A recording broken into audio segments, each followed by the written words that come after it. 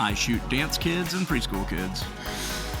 Wow. Are we really going to go jazz style, boys? You are recording. I can see the recording. We have a lot of talking of shooting children. He's going to cancel us. Son of a gun.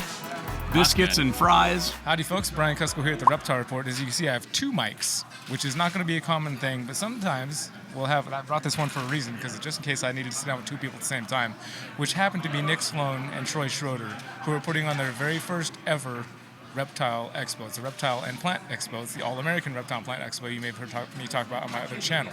But we're going to hear from them about the idea behind this show, how it started, and why you should be attending it April 26th, 27th, 28th. Coming up really quick here. Book your tickets.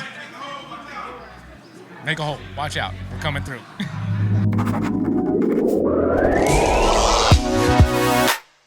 Wait, you guys are 5 tables away from being full at the show already? Yeah. Pretty close. Yeah. Which is April 26th, 27th, and 28th? Correct. So, yes, 26th VIP access for our attendees. Yep. Some vendor setup. Yeah. We're actually going to do a vendor thing on Thursday night. For anyone that little comes. Meet and greet with the vendors, some pizza and some pop or something, like when you get rewarded at work for all the extra hours you put in, they bring you a pizza party. We're gonna do the same thing. All right. Except the hours don't. Yeah, I know. Yeah, true. I'm excited to come to the show. I haven't been to Denver. I haven't been to Colorado since I was 19 or something, I think. So. You really should come in early then, and you could go hiking with Troy and Lisa on Wednesday. That does sound fun. I'm just saying. You have a free place to stay, I've been told. But I booked the flight. Oh. We could potentially change the flights. We can change the flights. We could potentially I don't know how that works. I want you to come out early, so I'll change the flights. Oh, yeah, that's easy. You'd be welcome. That would be cool. That'd be awesome. So let's talk a little bit about the idea behind this show. Why is this show happening? It's your guys' first show, which congratulations that you're already 5 vendors away from being full. Yeah. That's awesome. Yep. Yeah, who goes first? I goes- feel like we both have a different idea, maybe. Oh, A great. different idea of how this started? Yeah. Well, Great. not really, but anyways, I'll say my piece. Yeah. Nick can say his piece, right? Yeah. Okay, cool. So, there was a show that I vended, and Nick vended as well, that was put on. It was Ryan from Reptilian Nation, great guy, put on a great show. That particular hotel and venue is being bought by the city of Aurora and turned into a homeless shelter. Yeah. And so I don't blame him. It's tough to find new venues and things like that. So I think for him, it was just easier to pass on Denver and do something else. So Nick and I think that Denver's it was always such a great show. It's got a really good stronghold. So really, to me, it's like picking up the torch and moving the show forward. So that's my take. Yeah. Am I missing anything? So for the idea of Reptile and Plant, Troy was coming through to go to Pomona. We talked briefly. Knew Ryan wasn't coming anymore, and so we were like, I've been considering it. I told him about it. He's like, well, let me know what's going on. I think the reptile and plant community sort of intermingle really well. I don't see anyone really advertising as a reptile plant expo, so I think bringing them together, bringing people that are I'm scared of snakes, but I like plants, they can come out and we're going to have educational shows, we're going to have that kind of stuff. So it's hey, let's learn more about what I'm scared of. And we might have new people that are collecting these expensive plants. I mean, these things are going $5 a clipping to $30,000 for the most recent Monstera Devil Monster that came out. No kidding. Yeah. That was in, I think, Korea. Because they just sold it for $35,000 for one plant. So, I guess I shouldn't be surprised, but I am. Yeah. I mean, we sit back and I got into the industry 6 years ago, being I put these in my animals' cages, and then I saw there's stuff from Indonesia that I can bring in, I can sell it, and all that kind of stuff. Bring in new plants that people have never owned. So I think the crossover is huge. Even for general plants. Yeah. I was just going to say, to Nick's point, I went into a plant store to talk about vending and how much our worlds do mix. The guys walking me, and I know nothing about plants, nothing. Lisa kills them, that's what I know. But he was talking to me how their colors are like a pied, right? You showed me how the plant, the leaf is now one color on one side and one color on the other. And it's all genetic or whatever you want to say. And so it was very neat to learn how close our industries match. So yeah. Yep. And I think we have a good crossover. Our hope right now is we're trying to pull in a guy to do a do-it-yourself terrarium class on Sunday. We'd actually put the tickets like through our ticketing, and then we would schedule it because they have to buy the product, they have to build these things and take them home. So I'm not gonna like ask this guy to like, hey, can you spend like $1,000 and just like teach people how to do this and like that. So we'll have that hopefully through our Eventbrite that they can actually book to be like, hey, this is how I build a terrarium. A lot of times they use isopods, springtails, that kind of stuff. So there really is this massive crossover that I don't think has been touched. Sure. And I've wanted to do it for a while, and the opportunity arose for us to do this show, and I was like, let's go. Yeah, I think we learned this weekend, or at least I did, that Canada has a show that's Reptile and Plant. I think we were talking to Will about that a little bit. So, it's out there, and I think it's a really neat idea, and I'm glad that I know nothing about plants, so I'm glad Nick brought that to the table. Cool, man. Yeah. Yeah, I'm excited about coming and checking out this show. I'm stoked to be at the first one ever. Yeah. What do you guys hopes? Is there anything? Like, what are there big challenges in the way going forward? I mean, I know there must have been immense challenges to even get this thing moving off the ground and getting people to attend and all. I can't imagine the workload there. I think your biggest challenges are somewhat probably easy to guess. Like, you can't give everybody a spot, right? Like, you have a lot of different.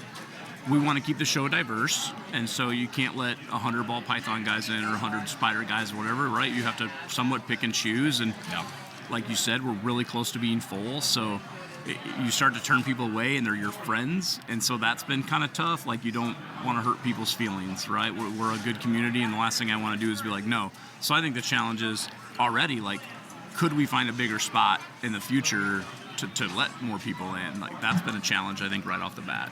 Yeah, but finding a venue was our biggest challenge. We actually had a venue, had it planned, and it's the one that got sold, right? And they gave us the proposal, said, yeah, you have the place, and then a day later we were like, hey, what about April as well? And then they were like, oh, well, actually, no, you lost your dates. And we're like, what? We lost them? And they're like, oh, no, the hotel was sold. And we're like, oh, meet with that next time, we found please. out a lot real quickly. But the place we have it, I think, is wonderful. The people we're working with there have been, fantastic. Yeah. Great community. There's, when I think about shows, you want it not only to be a great area, but like places to eat and things to maybe do, so that your vendors and your whatever have something after the show to do as well. And I think Castle Rock, Denver area has that, so that's nice. Yeah, and I think for even beyond like our planning, getting everything started, we've actually run into scammers. That's an interesting one. So not through, thankfully not through the reptile community. I think it'd actually be easier if they did it through the reptile community, where people would know. They're doing it to our food truck vendors. They're sending an email out saying, hey, you want to sign up to be part of our show? Like, give me $100, you can be part of our show. And I think we've gotten 15 to 20 calls. Yeah, thankfully they were calling us and verifying that. Luckily they figured it out. Well, there's a couple that have paid the fee. All right. Yeah. Yeah, that's tough. And there's 100 scams out there, man, which is unfortunate, because you do have to be wary of anything coming your way. Somebody asking you for money, especially. Like, you're gonna be like, well, why am I giving you? Who are you? And why am I giving you money? Let me do research. Just because you're telling me that doesn't mean hopefully there's enough people. And unfortunately, sometimes people do get through the cracks. That's why these scams exist. Because they do get people. So you just gotta be on your guard with that stuff, unfortunately. Yeah, so if you're wanting to vend with us and you get a call or an email, and it's not Nick, Troy, Lauren, or Lisa. You feel suspicious Nancy Adams at all. is not real. Nancy Adams at Gmail is not a real person. Yeah. Sorry, Nancy. Not sorry. I'm not sorry, Nancy. You are caught. Quit stealing people's money. Gotcha. I mean, sorry for the other Nancys out there. I'm sure there's some other Nancy I'm sure there's a Nancy Adams that's a innocent wonderful of all of person. us. Yes. Well, shoot, guys, I'm excited about the show. I'm glad that you guys were here and we could talk a little bit about it and get some of the backstory. And it's just great. I think the more of these things that happen and the more great people like yourselves that are putting them on, the stronger the community is just going to keep to build and grow. And we're certainly excited that you're coming. You bring something to the show as well. I've told you this before, man. You're a very genuine person. We just talked about being here at Tinley and you having a Sunday service for church. and us maybe being able to plan that for our show, I think is really neat. And so, yeah, man, I'm super excited that you're coming. Yeah, So me too. thank you. I'm honored and blessed that you thank guys you. invited me. So thank you so much. Yeah, of course. Yeah. Check out All American Reptile and Plant, or I'm sorry, All American Reptile Plant Expo at .com. If they want to check out the website, there's vendor information, there's show information. Just leave the "and" part out. Yeah. So Yep. yeah, and and Instagram, Facebook. We're trying to decide if we want to do a TikTok. We're not that cool yet. I think you and I and Brian doing TikTok dances sounds like a great deal. I mean, I would have fun doing that, Yeah. regardless of the platform that Yeah, it's for. yeah. Just Just dancing. dance. Could be the first TikTok we post is Yeah. us doing a TikTok dance. I'm Okay, well, super down. come out to see some dancing because we're two white guys. We can't dance. I Brian can't might dance be for able all. to dance. I'll do some moves. I'm Yeah. half white, so that'll be, Yeah. some of them He's will got be some good. Hawaiian in him. Half the dances are good. Yeah, so. And that great guy right there with this name right here happens to be a sponsor of ours at Redline. Not that you can see him. Yeah, Yeah. you can't see him. I'm You can't pointing see at him. Robin from this wonderful Redline company, and Yes. so yeah, it's Good been friend, cool. good sponsor. Friend, good sponsor. Yes, Yeah. yeah. Absolutely. Come hang out. Let's have a good time that weekend. April 26th, 27th, 28th. Go book your tickets. Let's go. Awesome. All right, thank you. Appreciate you guys, man. Yeah, thank you, buddy. Wow, That was good. That was really That's some good. drummer stuff right there. I'm usually not the one that gets a good one. Thank you guys for watching. A couple of really great guys there. I'm sure the show is going to be awesome. You know, the quality of the show, I imagine, comes from the quality of the people putting it on. So, really excited for this show and super happy and blessed and honored to have been invited out in the first place. So, I hope to see you guys there at that show. And next week, right back here on the Reptile. Next week, right back here on Redline Report, you can see another interview. So stay tuned, and we'll see you next Tuesday. Y'all take care. Did you hear this warning, Cusco? He says that he has a severe tummy ache, so if he has to run abruptly, our The video, irritable bowel is engaged. Yeah, if you have to run suddenly, well, then you have to run suddenly. Yeah. That's what it is. Are we? Yeah. Are you recording? I would we could talk never- about my irritable bowel for a minute we're if you gonna like. we're gonna make sure we get we're gonna warm up first, get our voices nice and toasty. All right. Yeah. Me, ma, ma, ma, ma, ma, ma, ma. Oh, do. Uncle Troy. I've only met one of Brian's children. Can we all take our 20 shirt off? Welcome to the Redline And Report. what's Brizzy's girl's name? Emily. Emily. Emily was holding my 6-week-old, and you're like, "Can I videotape them?" And I was like, "Go for it."